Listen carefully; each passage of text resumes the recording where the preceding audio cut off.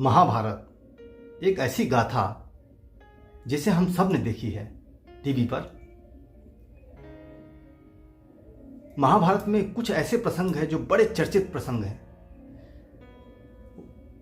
रामधारी सिंह दिनकर जी ने अपनी काव्य रचना रश्मि रथी में बड़ी सुंदरता के साथ सब प्रसंग को, महाभारत के जितने भी प्रसंग हैं उस सब को प्रस्तुत करने की कोशिश की हुई है, जिसमें सबसे चर्चित भाग है तृतीय सर्ग।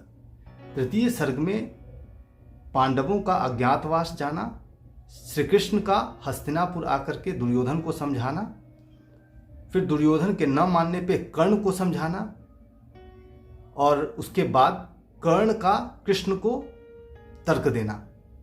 ये सारी बातें, सारे प्रसंग उसमें समाहित हैं।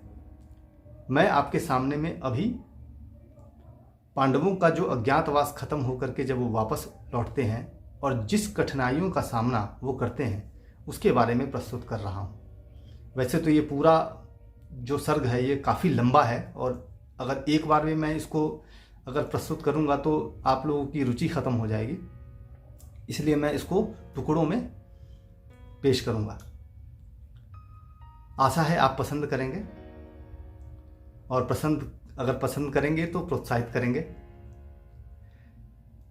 हो गया पूर्ण अज्ञातवास, पांडव वन से लौटे साहस, पावक में कनक सदृश तप कर, वीरत्व लिए कुछ और प्रखर।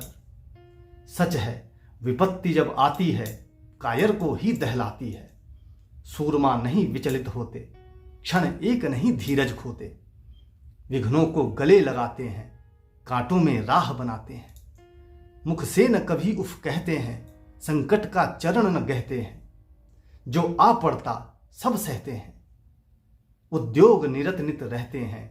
कांटों का मूल नसाने को, बढ़ खुद विपत्ति पर छाने को।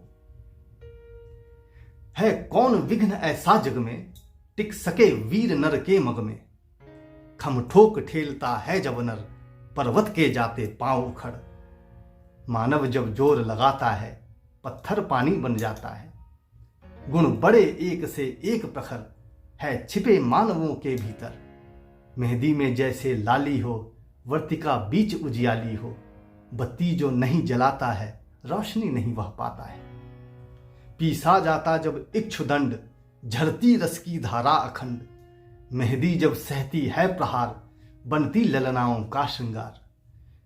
जब फूल पिरोए जाते हैं, हम उनको गले लगाते हैं। फूल पिरोने के समय फूलों को सुइयों से चुभना पड़ता है, उसके बाद ही माला बनती है। जब फूल पिरोए जाते हैं, हम उनको गले लगाते हैं। वसुधा का नेता कौन हुआ, भूखंड विजेता कौन हुआ। नवधर्म प्रणेता कौन हुआ, अतुलित यश क्रेता कौन हुआ। जिसने न कभी आराम किया, विघ्नों में रहकर नाम किया। जब विघ्न सामने आते हैं, सोते से हमें जगाते हैं।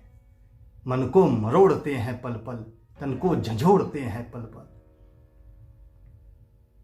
सतपथ की ओर लगाकर ही, जाते हैं हमें जगाकर ही। वाटिका और वन एक नहीं, आराम और रण एक नहीं। वर्षा अंधड़ आतप अखंड, पौरुष के है साधन प्रचंड। वन में प्रसून तो खिलते हैं, बागों में शाल न मिलते हैं। कंकरियां जिनकी सेज सुहर, छाया देता केवल अंबर। विपदाएं दूध पिलाती हैं, लोरी आंधियां सुनाती हैं। बढ़कर विपत्तियों पर छा जा, मेरे किशोर मेरे ताजा। जीवन का रस छन जाने दे, तन को पत्थर बन जाने दे। तू स्वयं तेज भयकारी है, क्या कर सकती चिंगारी है। क्या कर सकती चिंगारी है। यहां यह भाग पूरा होता है। इसके आगे का भाग जब कृष्ण हस्तिनापुर आते हैं, इसको मैं दूसरे वीडियो में आपको प्रस्तुत करूंगा। धन्यवाद।